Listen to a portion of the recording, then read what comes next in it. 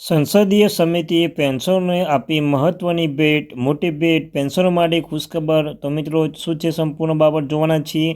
તે પહેલાં WhatsApp group, ટેલિગ્રુપ બંને બનાવે છે. લિંક ડિસ્ક્રિપ્શન મૂકું છું. મિત્રો અવશ્ય જોઈન થઈ જજો.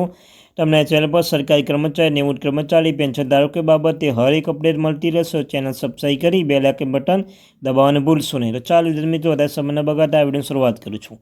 તો મિત્રો EPS 95 પેન્શન અપડેટમાં જે પેન્શનધારકો માટે રાહતના સમાચાર કહી શકાય. લાંબા સમયથી પેન્શન વધારવાની માગણી કરી રહેલા પેન્શનરોની આશા હવે જાગી. સરકાર દ્વારા લઘુત્તમ માસિક પેન્શનમાં વધારો કરવાની વિચારણા ચાલી રહી છે, જે લાખો પેન્શનધારકો માટે મોટી રાહતના સમાચાર છે.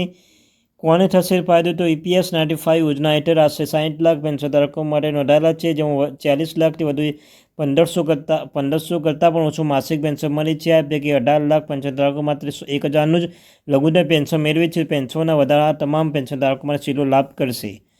તો કેટલો વધશે? તો મિત્રો લઘુત્તમ માસિક પેન્શનમાં 1000 છે. સરકારે એ રકમ બમણી કરી 2000 કરવાની ચર્ચા કરી રહી છે, જો કે હજુ સુધી કોઈ અંતિમ નિર્ણય લેવાયો નથી.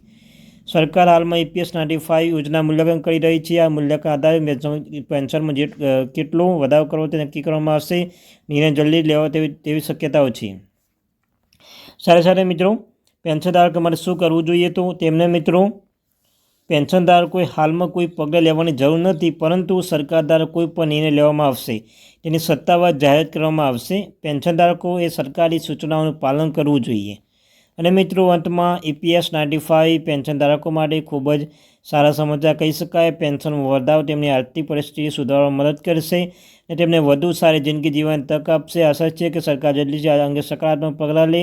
EPS 95 અનુસાર મિત્રો જોવાનું છે શું અપડેટ આવે છે. તો મિત્રો કોને થશે ફાયદો તમે જણાવી દીધું. મિત્રો આટલો ફાયદો છે. પહેલાં તમને કહ્યું છે 4 લાખથી વધુ 1500 કરતાં ઓછું માસિક પેન્શન મળે છે અને પૈકી 18 લાખ પેન્શનધારકોને પણ ફાયદો થશે. તો મિત્રો આ હતી update. Thank you very much watching video. જય હિન્દ, જય ભારત.